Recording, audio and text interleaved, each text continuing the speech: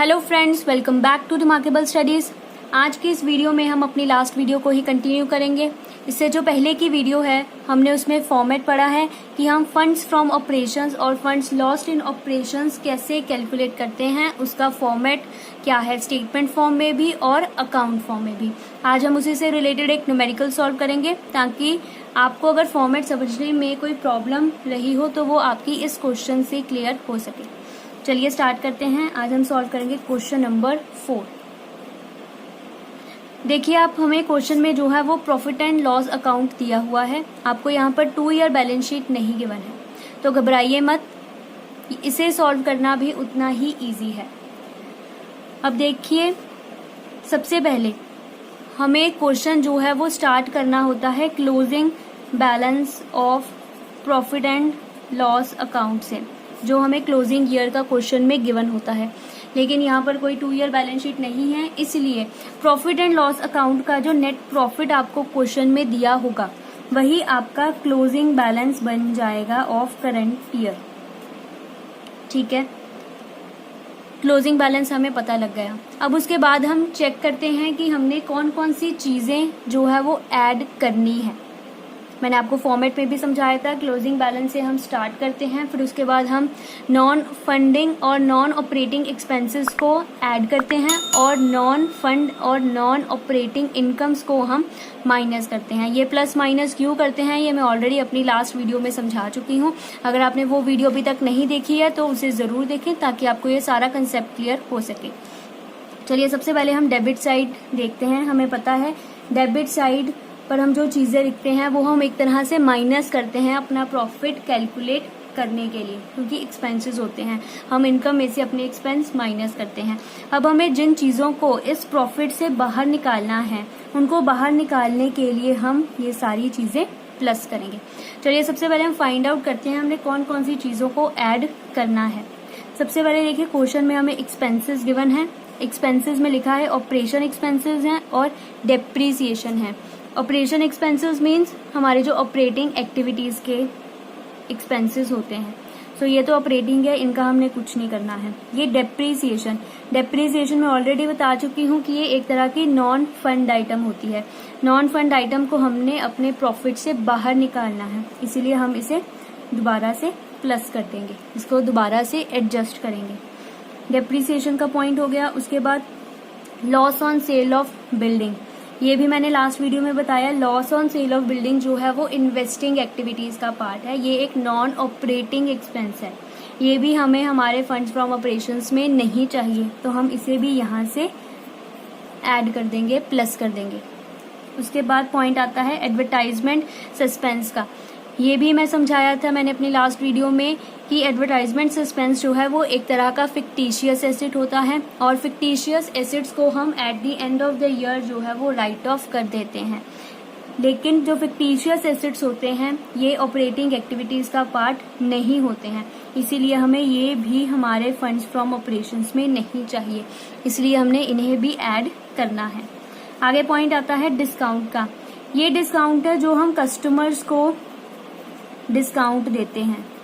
जैसे हमने कुछ सेल किया और हमने अपने कस्टमर को डिस्काउंट दे दिया तो हम उसे एज अ एक्सपेंस जो है वो शो करते हैं।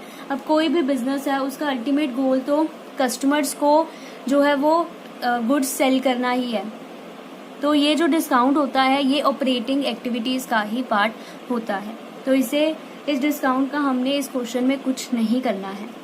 आगे आता है discount on issue of shares return of. ये भी मैं ऑलरेडी पॉइंट समझा चुकी हूँ, इसे भी हम राइट ऑफ करते हैं और ये ऑपरेटिंग एक्टिविटीज का पार्ट नहीं होता है, इसलिए हमने इसे भी प्लस करना है।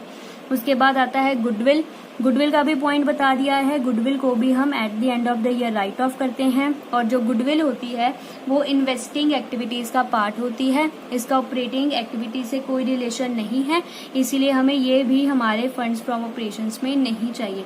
तो ये मैंने जितनी भी चीज़ों के साथ प्लस का साइन लगाया है ये सारी चीज़ें जो है वो प्लस होंगी हमारे फॉर्मेट में। उसके बाद बात करते हैं क्रेडिट साइड की। क्रेडिट साइड में हमें एक ही चीज़ गिवन है, by gain on sale of plant. हमने कुछ सेल किया है, हमने प्लांट सेल किया है और इसके ऊपर हमें प्रॉफिट हुआ है, तो ये जो सेल ऑफ प्लांट है ये इन्वेस्टिंग एक्टिविटीज़ का पार्ट है। इट मीन्स जो ये हमें गेन हुआ है ये हमारी ऑपरेटिंग का पार्ट नहीं है, ये इनकम है। प्रॉफिट कैलकुलेट करने के टाइम हम इनकम्स प्लस करते हैं, और जब हमने इन्हें फंड्स फ्रॉम ऑपरेशन से बाहर निकालना है, इस प्रॉफिट से बाहर निकालना है, तब हम जो है वो इन्हें माइनस कर देंगे, इनका उल्टा इफेक्ट डाल देंगे। तो चलिए अब हमने देख लिया कौन कौन सी चीज़ें प्लस होनी है और कौन कौन सी चीज़ें माइनस होनी है। अब चलिए हम इसे अपने फॉर्मेट में फिल करते हैं। चलिए देखिए मैंने फॉर्मेट में जो है वो सारी चीज़ें उतार ली हैं, जो जो हमने प्लस करना था और जो कुछ हमने माइनस करना था। अब आपने ये सब अपनी जहाँ कॉपी पर नोट किया है आप उसके साथ एक बारी चेक ज़रूर कर लें, ताकि आपका पॉइंट जो है कोई मिस ना हो गया हो। अब देखिए मैंने सब कुछ प्लस कर लिया और माइनस कर लिया। अब यहाँ पर हमने लिखना होता है एंड में opening balance of profit and loss account, लेकिन क्वेश्चन में हमें ओपनिंग बैलेंस कहीं नहीं गिवन था, इसलिए हम यहाँ पर नील छोड़ देंगे। ठीक है, अब हमें क्या करना है, जितनी चीज़ें हमने प्लस की हैं और जितनी माइनस की हैं उनका जो टोटल है वो यहाँ हमने आउटर कॉलम में लिखना है। अब चलिए अब हम पहले प्लस कर लेते हैं, जो चीज़ें हमने यहाँ पर ऐड की हैं उनका टोटल लगा लेते हैं। 40,000 प्लस 10,000 प्लस 5,000 प्लस 500 प्लस 12,000, ये आ गया है हमारा टोटल 67500। ये मैंने टोटल यहाँ लिख लिया। उसके बाद माइनस जो हमने चीज़ें की हैं उनमें सिर्फ एक ही अमाउंट है जो है 20,000। 20,000 को याद रखें, आपको नेगेटिव में लिखना है क्योंकि ये उन आइटम्स में है जो हमने माइनस करनी है। उसके बाद बस हम इन तीनों को प्लस और माइनस कर लेंगे।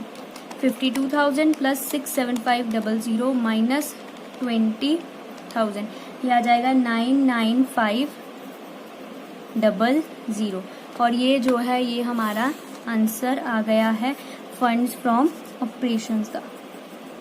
फंड्स फ्रॉम ऑपरेशंस, अगर हमारा ये आंसर नेगेटिव में आ जाता तो हम लिखते फंड्स लॉस्ट इन ऑपरेशंस। ये मैंने स्टेटमेंट फॉर्म में सॉल्व किया है, आप इसे अकाउंट फॉर्म में भी सॉल्व कर सकते हैं।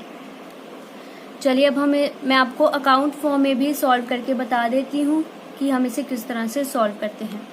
सबसे पहले देखिए मैंने यहाँ पर फॉर्मेट ड्रॉ कर लिया है। हम इस अकाउंट को बोलते हैं adjusted profit and loss account. सबसे पहले आपको ये स्टार्ट करना है बाय बैलेंस ब्रॉड डाउन से। यहाँ हम अपना लिखते हैं ओपनिंग बैलेंस जो आपको क्वेश्चन में दिया होता है, लेकिन क्वेश्चन में हमें ओपनिंग बैलेंस नहीं दिया हुआ था तो हम यहाँ पर नील लिख दीजिए या इसे ब्लैंक छोड़ दीजिए। ठीक है, उसके बाद जो चीज़ें हमने ऊपर ऐड की हैं, जो हमने ये सारी चीज़ें ऊपर ऐड की हैं, इन्हें आपको 2 वाली साइड पर लिखना है। एज इट इज़ ही आप इन्हें नोट कर लीजिए। हमने यहाँ पर नोट किया 2 डेप्रीसिएशन अमाउंट लिख दीजिए 40,000, 2 loss on sale of building 10,000, 2 advertisement suspense 5,000, 2 discount on issue of shares 500, 2 goodwill, ये आ जाएगा 12,000। उसके बाद जो चीज़ें हमने माइनस की हैं यहाँ से उन्हें हम यहाँ बाय वाली साइड लिखते हैं। By gain on sale of plant, ये आ जाएगा 20,000। उसके बाद हम लिखते हैं closing balance 2 balance carry down, ये हम लिखते हैं ये जो हम क्लोजिंग बैलेंस लिखते हैं सबसे ऊपर 52,000 का। अब बस हमें जो है वो इन्हें बैलेंस करना है और हमारे पास जो हमारा आंसर आ जाएगा। डेबिट साइड इसमें ज़्यादा है तो हम पहले डेबिट साइड का टोटल कर लेते हैं। 40,000 plus 10,000 plus 5,000 plus 500 plus 12,000 plus 52,000, ये आ गया हमारे पास 119500। ये हमारा इस साइड का टोटल आ गया। इसमें से हमने जो है वो 20,000 जो है वो माइनस कर दिया। ये हमारे पास आंसर आया है by funds from operations balancing figure. 99,500। आपका जो आंसर है वो दोनों मेथड से, चाहे आप अकाउंट फॉर्म में करें, चाहे आप इसे जो है वो स्टेटमेंट फॉर्म में करें, आपका आंसर जो है वो सेम आएगा। जो भी मेथड आपको कन्वीनियंट लगता है आप उसे यूज़ कर सकते हैं। बस इम्पॉर्टेंट क्या है, आपको क्लियर होना चाहिए हमने क्या प्लस करना है, क्या माइनस करना है, क्या डेबिट साइड लिखना है, क्या हमने क्रेडिट साइड लिखना है। अगर आपको अभी तक ये सारी चीज़ें क्लियर नहीं हैं तो आप इस चैप्टर का पार्ट 6 ज़रूर देखें, जिसमें मैंने फॉर्मेट एक्सप्लेन किया है, आपको अच्छे से क्लियर हो जाएगा। चलिए फ्रेंड्स, मिलते हैं अब अपनी नेक्स्ट वीडियो में, जिसमें हम और क्वेश्चन जो है वो इनके सॉल्व करेंगे। तब तक के लिए अगर आपने चैनल सब्सक्राइब नहीं किया है तो सब्सक्राइब ज़रूर करें, वीडियो को लाइक ज़रूर करें, शेयर ज़रूर करें और मुझे कमेंट सेक्शन में ज़रूर बताएं आपको ये वीडियो कैसी लगी। Thank you.